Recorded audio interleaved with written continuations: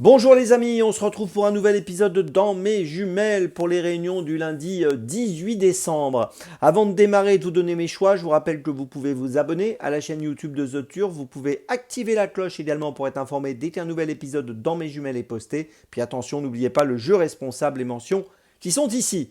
Allez, j'y vais, on commence à 13h05 à Cagnes-sur-Mer, Réunion 1, course 2. Je vous invite à suivre de près le numéro 1, Jus de Rose. Alors c'est un poulain qui vient de gagner sur le steeplechase de Cagnes-sur-Mer, il a laissé une très belle impression visuelle.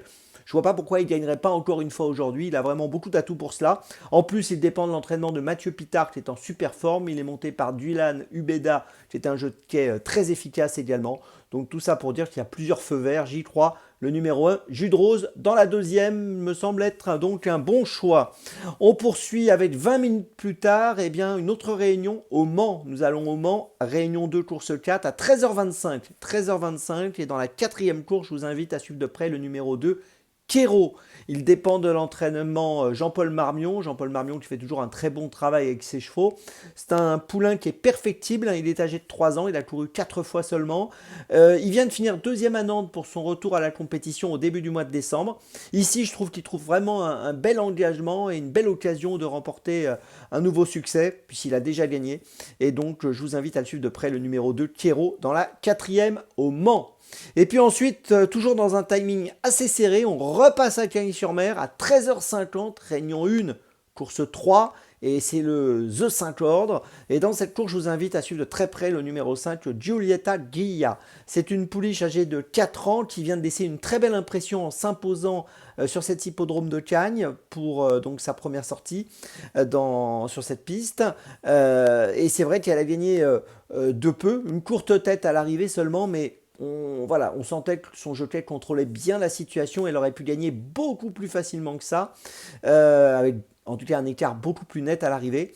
Pour son premier handicap, elle retrouve ce parcours sur lequel elle vient de gagner. Et je pense qu'elle est capable de confirmer et de gagner de cette épreuve. Elle me semble être une concurrente à suivre de très près. Le numéro 5, Giulietta Ghia, dans la troisième, donc à Cagnes-sur-Mer.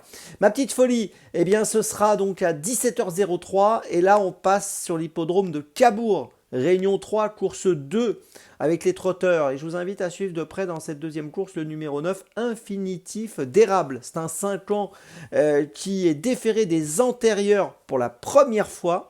Il vient de finir deuxième à Saint-Malo, c'était pas mal du tout, belle fin de course ce jour-là. Il est associé à François Lagadoc aujourd'hui pour cet engagement qui me semble intéressant. La course est ouverte, c'est vrai, mais voilà, c'est un concurrent qui peut faire afficher une cote amusante. Le numéro 9, Infinitif d'érable, dans la deuxième à Cabourg. Je vous résume tout ça.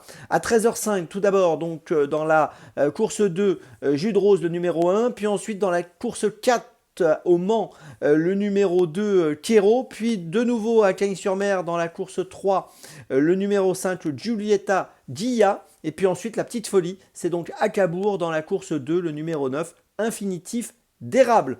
On se retrouve maintenant demain pour un nouvel épisode de Dans mes jumelles, et d'ici là, avec The Turf, ça va aller.